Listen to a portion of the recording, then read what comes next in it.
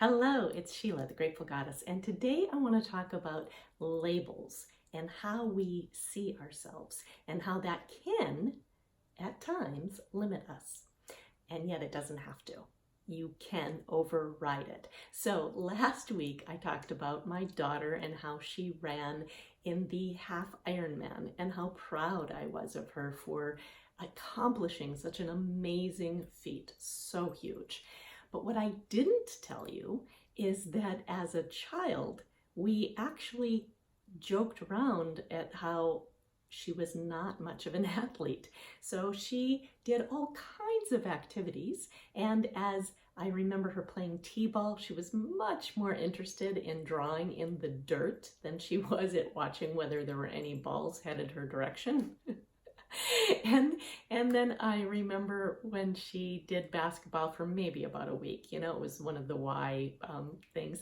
And she participated in this basketball camp and it was hilarious. One day I'm giving her and her girlfriend, we're going on a picnic at the park. And she's describing to her girlfriend how she had just played basketball that morning.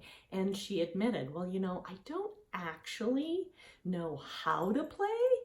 I just pay attention that when everybody else is running one direction, I go that way too. That was the extent of her knowledge of how to play basketball. And so you can see that we had a tendency to, play off of that and have some fun at the fact that she wasn't particularly athletic. Instead, we kind of put her into the creative camp.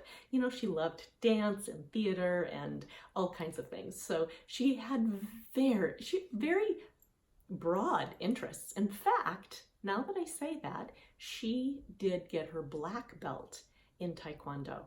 And she was very determined. She wanted that black belt. But overall, none of us really put her in the category of an athlete.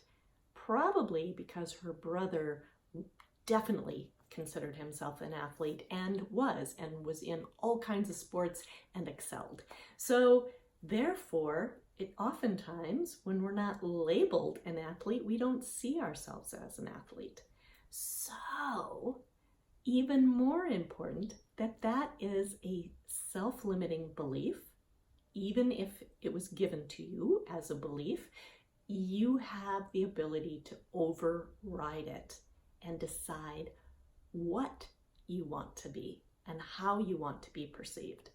So that's simply what she did. All of a sudden, as an adult, she realized she actually was pretty good in athletics and she could rewrite that label and now claim herself an athlete. The same thing happened to me. I've never considered myself an artist. I don't have a lot of artistic talent. In fact, I would more often joke that I had difficulty even drawing stick figures. However, I decided to rewrite that belief system. And while I was at the ad agency, I started a mosaic art studio. And lo and behold, then I was released from the agency and that became a bigger deal. But lo and behold, I shifted my belief and became an artist for a year and even won an award. Artist.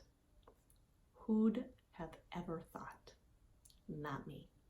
So I hope this inspires you to decide what you want to be considered and then go for it because all is available to you. Hope you enjoyed. Mwah!